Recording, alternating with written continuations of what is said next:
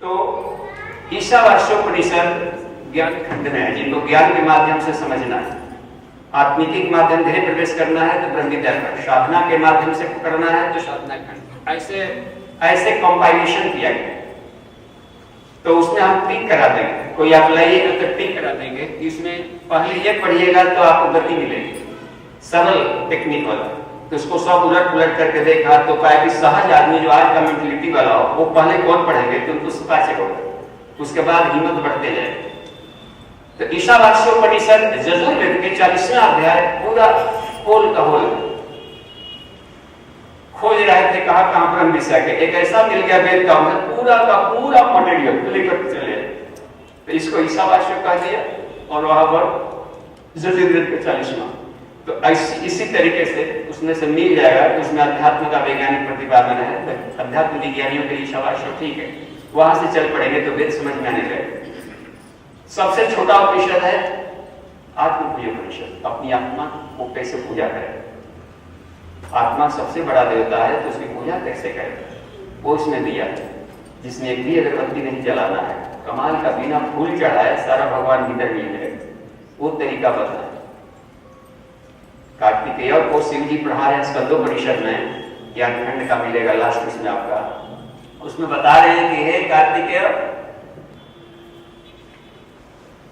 अपने शरीर को भगवान का मंदिर मानो और उसमें अब जीव को शिव मानो, और इसको पाशबद्ध है, लोम और अहंकार उसको हटाओगे तो शिव में बदल जाएगा। छिलका है तो धान कहलाएगा, छिलका हट गया चावल कहलाएगा। तो श्रेणबद्ध हो यथा ब्रीहि तू सब अपने तनुला, छिलका सहित बोएंगे तो फसल होगा, छिलका हटा करके बोएंगे तो फसल नहीं होगा, उन्हें जन्म की श्रृंखला कट जाएगी। इसलिए कहा। और एक और भी बताया शिव संहिता में कि आरस संस्थम शिवम त्यक्त्वा, यानी जो अपने भीतर के श्री को छोड़ करके बाहर जाता है ना,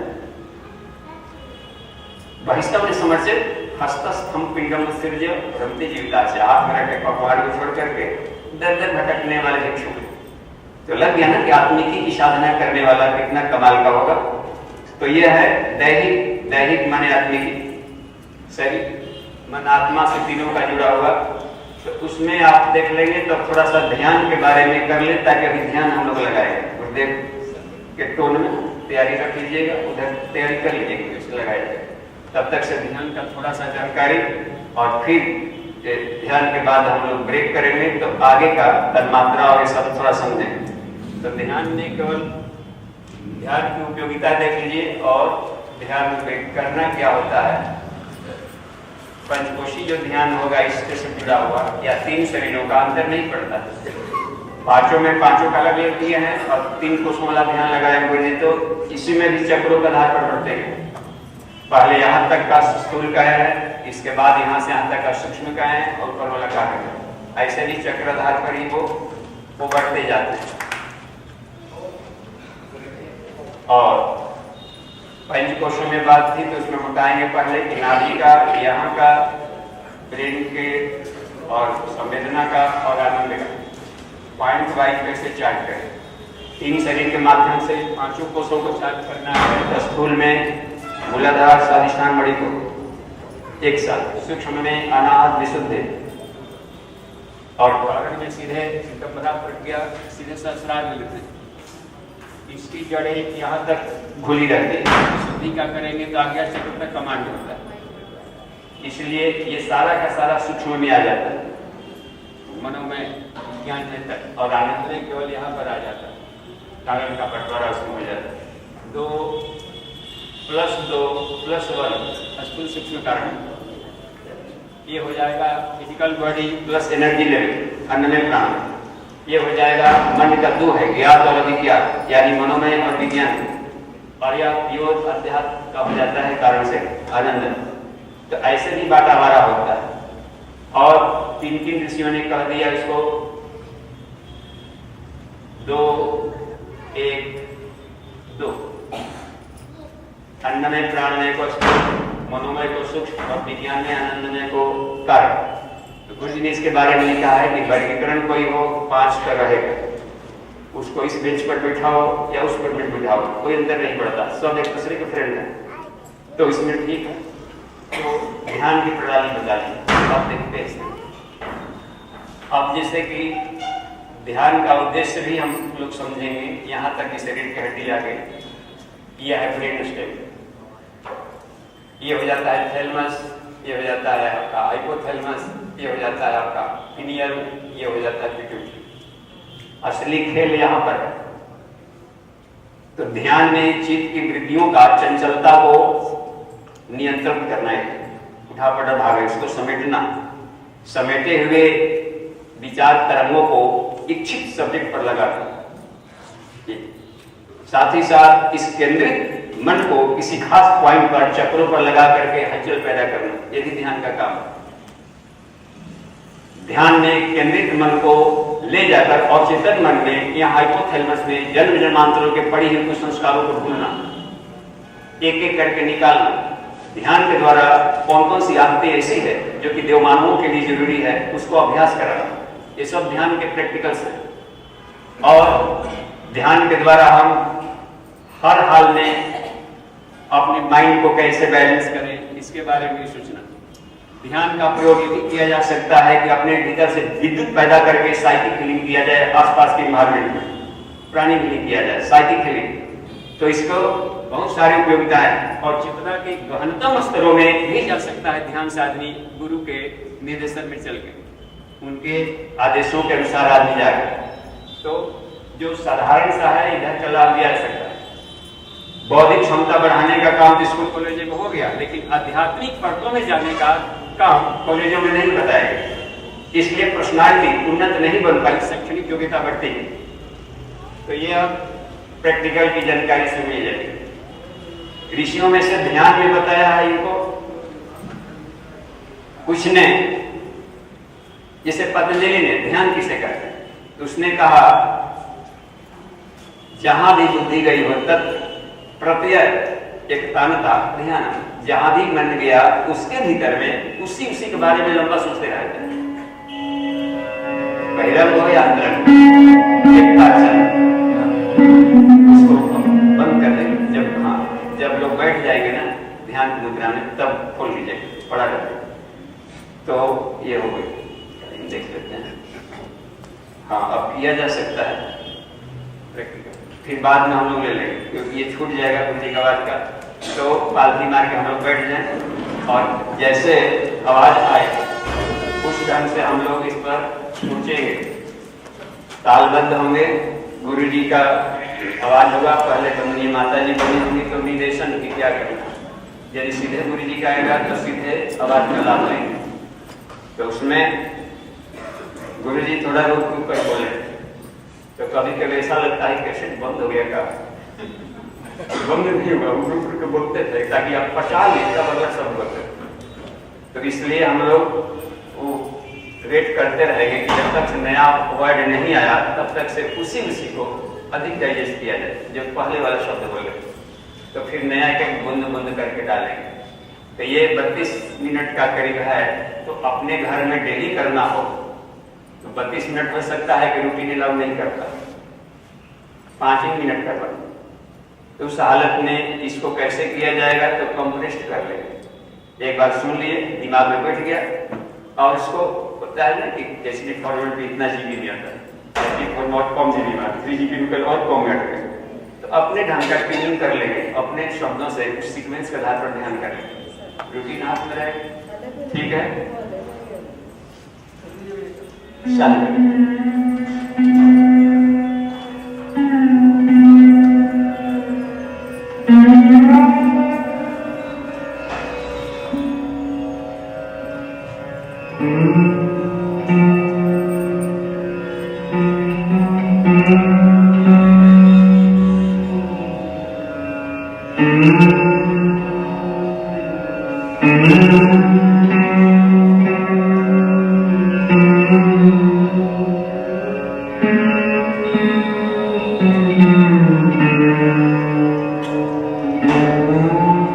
गायत्री मंत्र हमारे साथ साथ बोले। ओम भूर्भुवः स्वाहा तत्सवितुर्वरेण्यं भर्गो देवस्य धीमहि धियो यो नः प्रचोदयात्। ध्यान एक ऐसी विधा है कि जिसके माध्यम से अपनी अंतः चेतना को परमात्मा चेतना के साथ जोड़ने, एक रूप करने का प्रयास किया जाता है। भाव भूमिका बनने पर परमात्मा चेतना साधक के स्थूल, सूक्ष्म और कारण शरीरों को शुद्धता और तेजस्विता जैसे अनेक अनुदान प्रदान करती है। आप सब युग ऋषि के तप से ज्ञान, बुद्धि, चित्त सब उसमें डूबे हुए हैं। पूज्य गुरुदेव जो कुछ निर्देश दें उसके अनुसार अपनी मनोभूमि बनाते चले। कोई दृश्य दिखे या न दिखे, इंद्रियों को कोई अनुभूति हो या न हो, आप पूज्य गुरुदेव के अंदर दिव्यता के जागरण और स्थापना का क्रम चल रहा है। पहले जब वे गायत्री मंत्र बोले तो आप भी उनके साथ साथ मन ही मन गायत्री मंत्र दोहराते चलें। भावना करें कि उनके द्वारा भेजे गए सूक्ष्म कंपनों के साथ साथ हमारे शरीर का कण-कण दिव्य चेतना के प्रभाव को श्रद्धापूर्वक अपने अंदर धारण करते रहें। अंत में पूज्य द्वारा की गई अष्टो महाशब्दों में आज्ञा करें कि जो शक्ति प्राप्त हुई है वह शरीर, मन आदि में स्थिर हो रही है। वह हमें अंधकार से प्रकाश की ओर, असत से शक्ति हो तथा मृत्यु से अमृत की ओर ले जाएगी। ध्यान समाप्ति के बाद कुछ देर तक शांत मौन रहें तथा मानसिक जप करें। शांति से बैठे रहें जिससे ध्यान का लाभ अधिक प्राप्त होगा। अब शांत मन से श्रद्धा भरे अंतःकरण से आंखें बंद, एकाग्र चित्त ध्यान मुद्रा भास्वर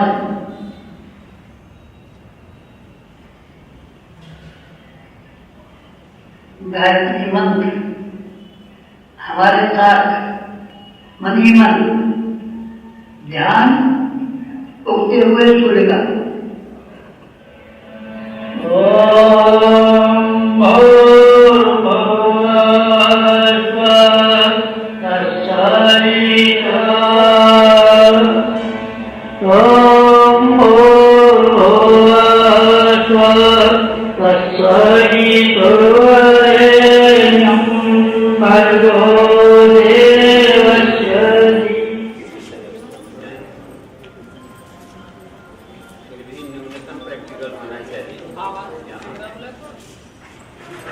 अन्नमय प्राणमय के प्रैक्टिकल में कुछ वैसा है जो समझ में कम आया है। प्राणमय कोष के जो प्रैक्टिकल्स थे बताए गए, अन्नमय कोष के उसमें कुछ कम समझ में आया हो तो या उसको और सरल कैसे करें इस पर फिर जाके मनोमय में जब से अंतराटक्कल मात्रा का प्रैक्टिकल तो वो कंसेप्ट समझ में आ जाएगा। तो दिन भर साधना, उपासना 5 मिनट, साधना दिन, चलते फिरते उठते बैठते साधना का विषय है। मन को साधना है, शरीर में ऊर्जा भरे उपासना के समय में दिन भर खर्च करना है।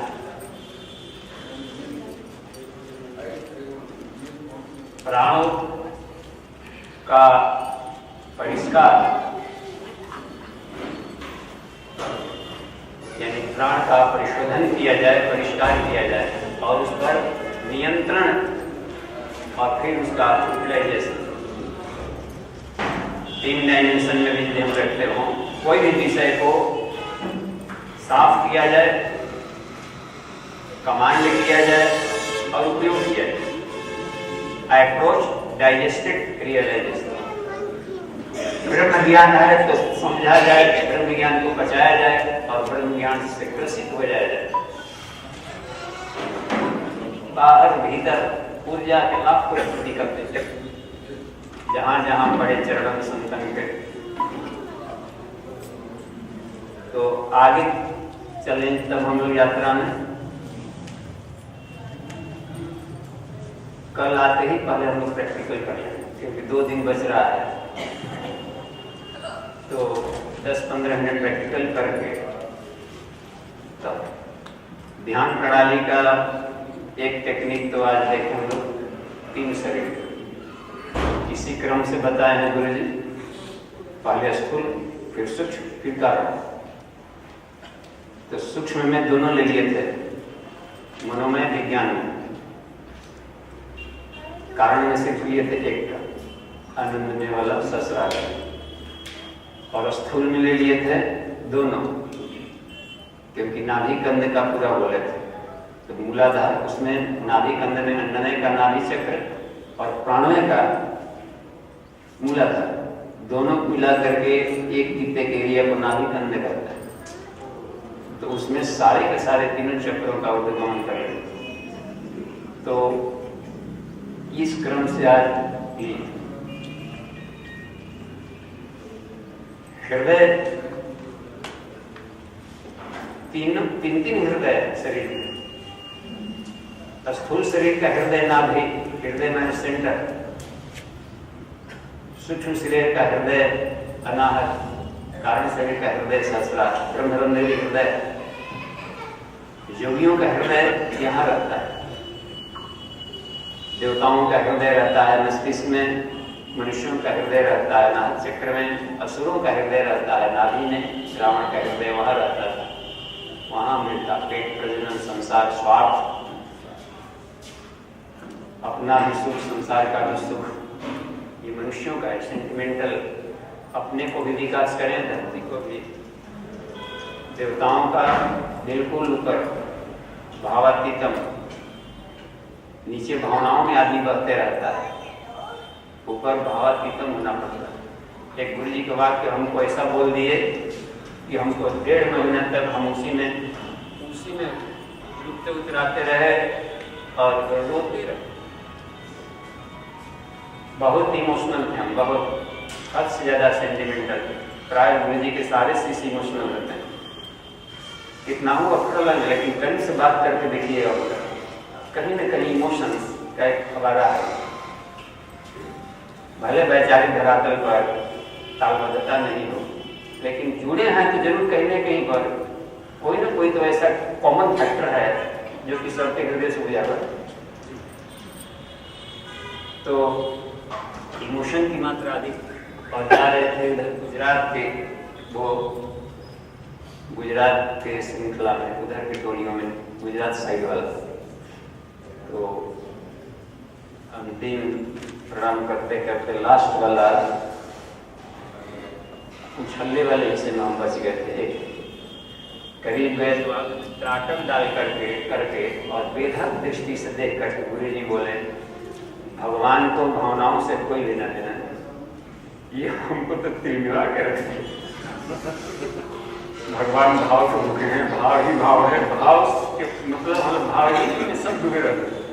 और गुरु जी इतने बड़े संत होकर इतना निर्दयी जैसा कैसे बोल देते हैं कि भगवान को भावनाओं से कोई लेना देना नहीं। थोड़ा बहुत बात रहती तो काम चल जाता है, सीधे काट देते। तो हम कोई पच ही नहीं कर, अब इसका अर्थ ढूंढ रहे थे कि आखिर गुरु जी क्यों बोले ऐसे।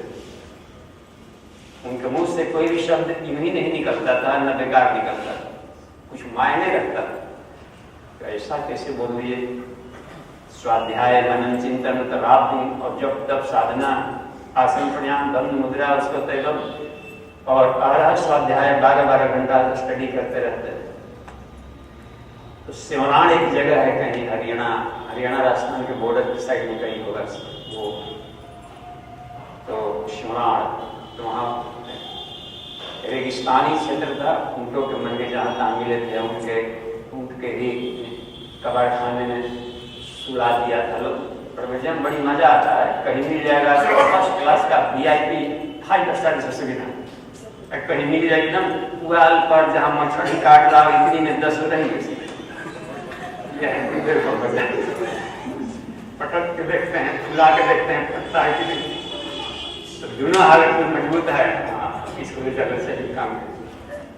तो हर हाल में स्वर्ग है, स्वर्ग करना पड़ता है, स्वर्ग है स्वर्ग, बढ़िया हो तो खराब हो। तो उसी मंगेश निकल रहे थे, ध्यान का क्लास लेने जा रहे थे, तो रास्ते में चलते जा रहे थे, एक फ्लैश आ गया जो उसका उत्तर था, जो गुरु जी बोले थे कि भगवान को भावनाओं से कोई लेना देना नहीं। तो वही जो रोज हम लोग बोलते हैं, क्यों ध्यान नहीं जाता है कि भावातीतम त्रिगुणरहितम सद्गुरु तम नमामि, उस गुरु को प्रणाम जो भावनाओं से परे, तीनों गुणों से परे होते हैं। तो सारे संसार की भावनाओं से, तो भावनाओं से परे होना का मतलब है भावनाओं पर नियंत्रण रखना। भावनाएं आत्म चेतना को, लक्ष्य को मत भटकावे, भावनाओं से हम शक्ति नहीं। तो वो बह गए। तो वंदनीय माता जी बार विदाई का कुछ क्लासेस ले रही थी, तो उनकी आदत था सेंटिमेंटल हो जाना और रुमाल से निकाल कर चश्मा की तरह से कुछ यूँ करना ताकि बच्चों को सेंटिमेंटल टच दिया जाए। गुरुदेव का कोई आख्यान सुनाकर त्याग वाला, और उनका बोलना था कि एक भक्त खूब रो पड़े पूरे हजारों के भीड़ में से, और उनका इतना रुलाई फक गया एकदम धकार मार मार के खूब चिल्ला चिल्ला कर रोने लगे। और अब शांति ही नहीं हो रहे थे, पूरा भीड़ शांत कर रहा था। माता जी कब का शांत हो गई, सारे लोग सामने कितना चिल्ला, और उनका पढ़ते जितना हम चुप कराने जाते थे और चिल्लाने लगे। तब हम माता जी का प्रवचन ही बाधिक बेटे इसको टांग के ले जाओ। तो दो चार लोग टांगे थे, दो पैर टांगा था, दो हाथ पकड़ के टांग के ले जाकर घर पिछवाड़े स्टेज के पीछे ले जाकर तब उनका प्रवचन चल पाया। तब जाकर माता जी ने कहा कि बेटे भावनाशील होना चाहिए, लेकिन भावुक नहीं, भावनाओं को दिशा दो। हम लोग को भी दर्द है, पीड़ा होती है, रात दिन होते हैं, लेकिन उससे हम गुरु के छोड़े हुए कार्य को करें। तो जो आदेश, तो भावनाओं से हमें शक्ति लेनी चाहिए हर चीज से, और प्रज्ञा का नियंत्रण होना चाहिए भावनाओं का। तो विज्ञान में कुछ हम लोग पहुंचेंगे कि कैसे भावनाओं का ट्रांसम्यूटेशन किया जाता है, वो सब है विज्ञान में तो उसकी क्लासेज, ट्रांसम्यूटेशन ऑफ इमोशंस। तो उसके आधार पर लाभ है। भावुक हो गए तो फिर लक्ष्य छूट जाता है। जरूरत तो है, भावनाएं उपकरण है, हथियार है, ईश्वर भावना नहीं। भावनाओं का सबसे कीमती हथियार है जिससे संसार को इमोशनली बांधता है, जोड़ता है। श्रद्धा, सब प्राणमस्य जड़। ईश्वर ने संसार बनाना था तो सबसे पहला मसाला भीतर से प्राण निकाला, प्राणात श्रद्धा, प्राण से श्रद्धा निकाला। और प्राण को ही प्रज्ञा कहते हैं, प्रज्ञा है वो प्राण, यानी प्रज्ञा सुप्रीमो है, प्रखर प्रज्ञा, उसके बाद तुरंत सजल श्रद्धा, यही दो सुप्रीमो है अध्यात्म के। इन्हीं को स्नेक मार्ग के दो भुजाएं कहते हैं, इसी को श्रद्धा और विश्वास भी कहते हैं, जिनसे हम अध्यात्म तत्व को पकड़ते हैं, समझते हैं, बैलेंस करते हैं। तो श्रद्धा भी एक विज्ञान है, एक अग्नि है। श्रद्धा अग्नि से मिलते, श्रद्धा की अग्नि में आत्मा प्रवृत्त होती है, रहे तो, लेकिन उस पर अंधश्रद्धा न हो, प्रज्ञा का नियंत्रण। तो वही श्रद्धा नहीं रहेगी तो दो विद्युत शक्तियों को नहीं जोड़ेगी। सर्वतोभारत मंडल पर हम लोग देखते हैं 33 करोड़ देवता, किसी का खोपड़ी किसी से नहीं मिलता। देखिए अग्निदेव भी है, वरुण भी है, गर्म नेचर वाला, ठंडा नेचर वाला, दोनों दूसरे का है लेकिन विष्णु, और सब सट सट के बैठा है, गप भी कर रहा है, झगड़ा नहीं कर रहा है। देखते हैं तो सताने वाला प्रक्रिया क्या है? एक ऐसे तत्व की जरूरत पड़ी ईश्वर को जो कि संसार को जोड़ सके। क्योंकि यहाँ पर एको हम बहुत श्यामा था, एक का विचार दूसरे से नहीं मिलना चाहिए। एक पेड़ की दो पत्तियां आज तक नहीं मिली, आज तक लगता है कि एक ही जैसा है सारे दूसरी पत्तियां, लेकिन ले आएंगे तो रेटिकुलर वेनेशन में इसका कहीं न कहीं परिवर्तन मिल जाएगा। देखते हैं दो व्यक्तियों के ओठों के निशान आज तक नहीं मिले, लग रहे कितना वेरिएशन है, फिर भी साथ साथ लेकर के चल रहा है। तो कोई तो जरूर ऐसा तत्व की जरूरत पड़ी होगी जो कि विभिन्नताओं में एक तत्व को करे, और वह तत्व था श्रद्धा। प्रेम ऐसा एक तत्व है कि जिसके आधार पर सारे विभिन्नताएं समाप्त होती हैं। वैचारिक मतभेद मायने नहीं रखता है, आत्मीयता बनी रहती है। तो आत्मीयता का विस्तार ही प्रज्ञा आत्मा है। हमारी समझ में लगा कि आत्मीयता की खेती किया जाए, आत्मीयता बांटा जाए, ये गुरुदेव का सुप्रीम ज्ञान है। भगवान बुद्ध का उतरार है वो वैचारिक क्रांति तक था। आदमी इसलिए गलतियां करते थे कि जानकारी नहीं। आज समझदारों की नासमझी है तो कैसे ज्ञान से समझाया जा सकता है? तो उसके भीतर वाली गहराई आत्मीयता ही इसको ठीक कर सकती है, दूसरा कोई उपाय नहीं। आत्मिक क्रांति को कर सकता है जो कि आत्मिकी पर में भी डुबकी लगा रहा हो। तो कॉस्मिक बॉडी तक हमें जरूर पहुंचनी चाहिए अपनी साधना को। वहां पहुंच गए तो फिर वो गुरु खुश हो जाता है कि अब नीचे नहीं गिरेगा, उसके पुकार। तो उसी यात्रा में इस उपदेश का काम करता है मनोमन आधार पर। तो आके देख लेते हैं 3 शरीरों का ध्यान की क्या शैली था, 5 शरीरों का उनका डिक्टेशन क्या था, कुंडली जागृत का ध्यान प्रणाली क्या थी। बारी बारी से सुनेंगे तो प्रश्न उभरेंगे। तो प्रश्न पूछ के सुलझ जाएगा तो कभी भी जीवन में जरूरत पड़े तो उसका लाभ ले सकते हैं। देखिए इसमें शरीर के भीतर में ऑटोनोमस नर्वस सिस्टम से या नर्वस सिस्टम से और एंडोक्राइन सिस्टम से विचार भावनाएं काम करती हैं।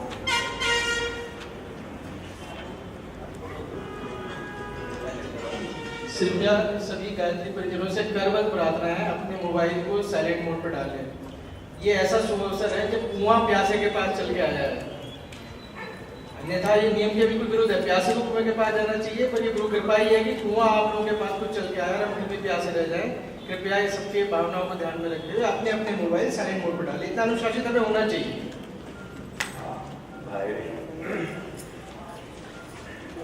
वाइब्रेशन भी काम चलेगा, गुदगुदा देगा, तो पता चलेगा किया गया।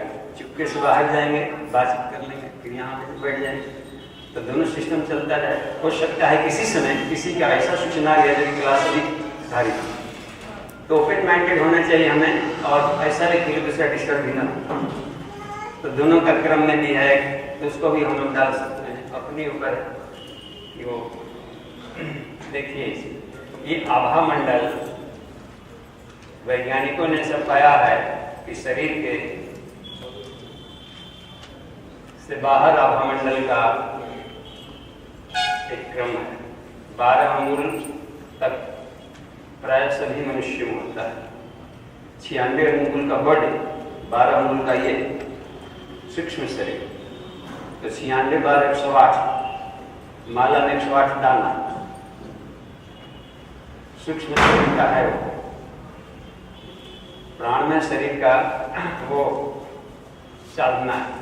तो पाया वैज्ञानिकों ने कि आदमी के मनस्थिति, भावनाएं, परिस्थिति के अनुसार उसके दिमाग से तरंगे निकलते रहती है। और ये 4 प्रकार की तरंगों का पाया कि अल्फा, बीटा, थीटा, डेल्टा। ये इन तरंगों को वे लोग पकड़ लेते हैं ईईजी मशीनों से। अल्फा वेव्स जब निकलता है तो गहन शांति का अनुभव करता है। जब जब ध्यान में गहन शांति का अनुभव हो, समझिए कि अल्फा वेव्स निकल रहा है, उसका वो डायग्नोस्टिक फीचर है। और जब अल्फा वेव्स निकलता है तो 8 से 13 साइकिल पर सेकेंड इसका आवृत्ति रहता है। बीटा का 13 से 30, थीटा का 5 से 7, 1 से 4। अल्फा वेव्स में गहन शांति क्यों फील करता है, इसका कारण कुछ ढूंढने में से पता चला कि जब अल्फा वेव्स निकलता है तो 8 से 13 साइकिल पर सेकेंड, और उसी समय पृथ्वी के चारों तरफ एक चुंबकीय धारा दौड़ लगाती है इसके पोषण संरक्षण के लिए, समष्टि का। इस चुंबकीय धारा को एक वैज्ञानिक सुमेन्स नामक खोज किया था, जिसको सुमेन्स रे कहते हैं। तो यह भी 8 से 13 होता है, इसका भी 8 से 13 साइकिल पर सेकेंड। जब अल्फा वेव्स निकलता है तो ये तरंगें इसके साथ जुड़ करके रेजोनेंस स्थापित कर लेते हैं, सुमेंस रेजोनेंस, यानी व्यष्टि मन समष्टि मन से जुड़ जाता है। तो अथाह शांति, और रिसर्च किया जा सकता है किसी भी क्षेत्र में। वैज्ञानिकों ने पाया आइंस्टीन का ग्राफ लेकर के मस्तिष्क में निकलने वाली तरंगों इलेक्ट्रोएन्सेफेलोग्राम मशीन से निकाल करके देखा तो पाया कि 24 घंटे वो अल्फा स्टेट में रहता था। इसीलिए संसार से भुलक्कड़ी होता है। संतों का एक विशेष गुण है विस्मृति। संसार से विस्मृति, शरीर से विस्मृति, आत्मचेतना में वो रहने लगता है, भुलक्कड़ी स्वभाव के संत हो जाता है। एक बार गुरु जी लिखे, उनकी किताबें पढ़ा इनके बारे में, इतना भुलक्कड़ थे, बढ़िया वाला। एक दिन रिसर्च करते करते काफी लेट हो गए। अब सोचे कि अब सोना चाहिए, काफी देर तक हम आज जग गए। तो जब सोने को हुआ तो अपने शयन के जो पलंग था उस पर अपने छड़ी को सुता दिए, अपने छड़ी वाले स्थान पर कोना में जाके खड़े हो गए। ये मजा।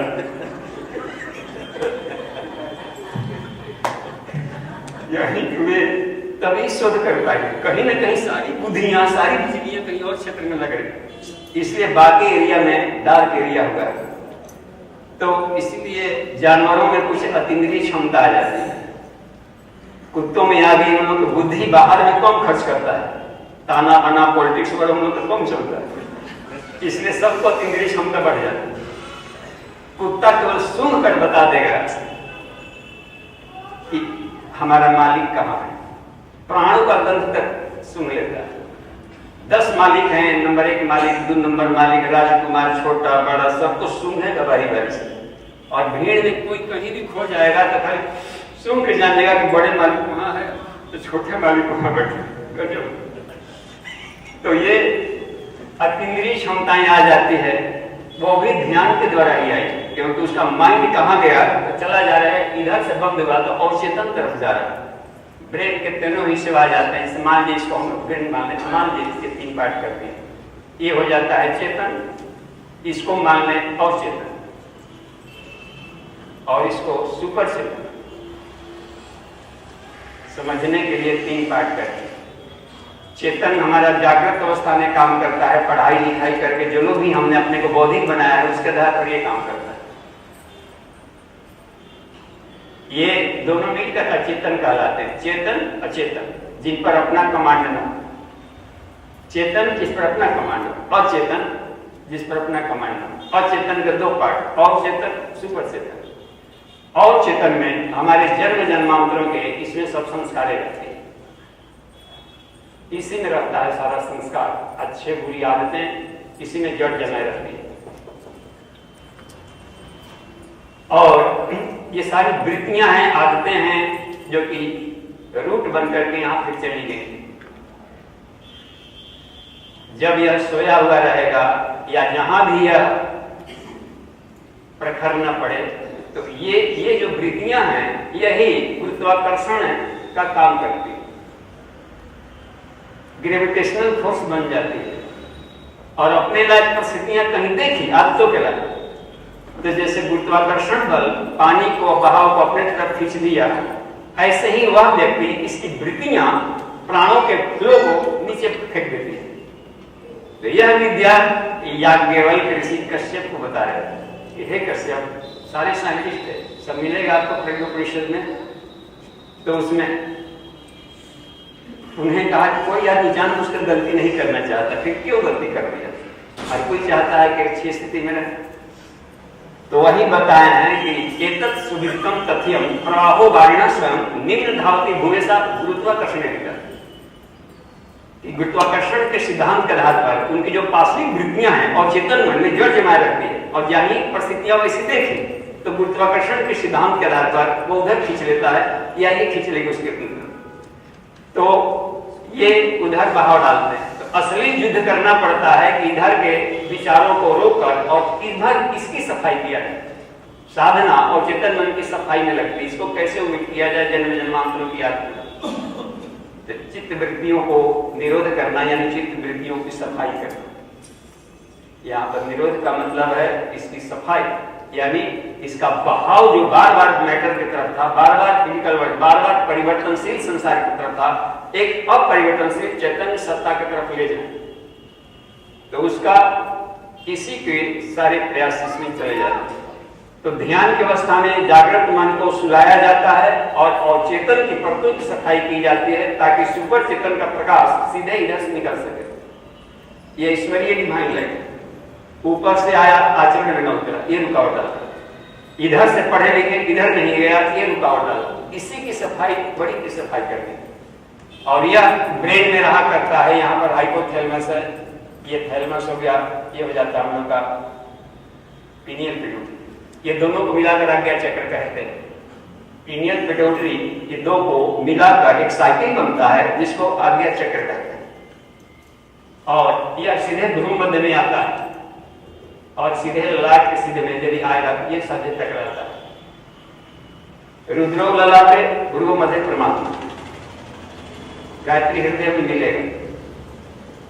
तो अब जैसे खेचरी मुद्रा आपने किया, अब इन दोनों पर एक्सरसाइज कैसे करें कंट्रोल के लिए? तो यहाँ पर हाथ वगैरह पहुंचेगा कि कोई एक्सरसाइज हो। एक चीज पहुंचेगा, त्राटक, आंखों के पिछले हिस्से से जो बल्ब निकला, ये दोनों आंख हैं,